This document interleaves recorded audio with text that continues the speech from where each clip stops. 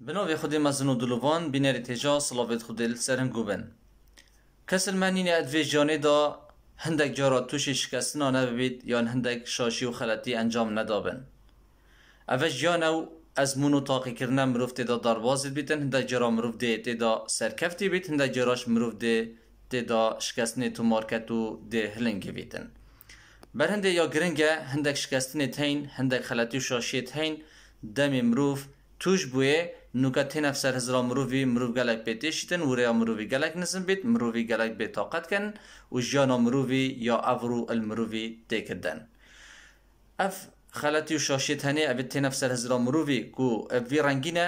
مروف چوا سر دریا که درست گل بکتن بو هنده کارتی کرنوی یا نرینی السر مروفی سوک بیتن و گلک جه خو نگیریدن ده آماجب چند خاله که کین اب کرتی هیویام ایک ببنه جه مفای بو مهمیان خاله که ویتن ام دام پیدان بیش کسنه و خلطی و شاشیه بکین اوا کو ترابردوی دا مه انجام داین ام دام پیدانه بکین کو اف خلطی هنه میا کری کو اف شکسنا هنه میا تومار کری بونده دا ام توشی چه شکسنه دی و چه خلطی دی یه همان جور نبینه با خاله دوید ویتن ام برپرسیارتی الاصلاحی خوب بگرین افریدانه چه بین ادجانا مدا بر پرسیارتی سا اسطوی ما نلسر غیری ما گل جارا مروفتوشی خلطیه که یان توشی شکست نکرد بیتن مروفت بر پرسیارتی وید که تا اسطوی فلان کسی دا یان فلان لاینی دا یان بر فلان تشتی بی نل بر من بی برنده هر تشتی که مروف انجام داد ادوی جانی دا بر پرسیارتی سر ملید مروفیا نل سر غیری مروفیا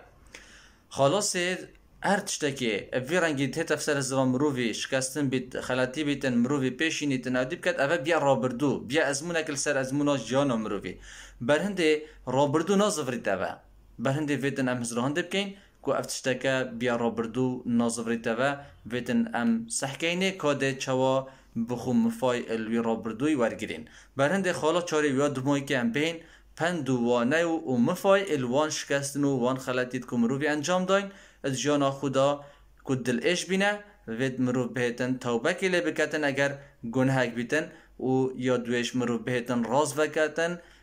اف خلطی هنه افشاشی هنه راز بکتن و مفایلی ور بگریتن دراسه بکتن بوچی ابی رنگی رویدا مروف بهتن وان خالا دست نشان بکتن اوید کو بینه اگر ریدانوی خلطی وش کسنه جانا مروفی دا بوند مروف دوباره توشی همان شکستن و همان خلطی نبیده و هفیا سرکفتنه بوها و همیات غازین هر شاد و بختور بن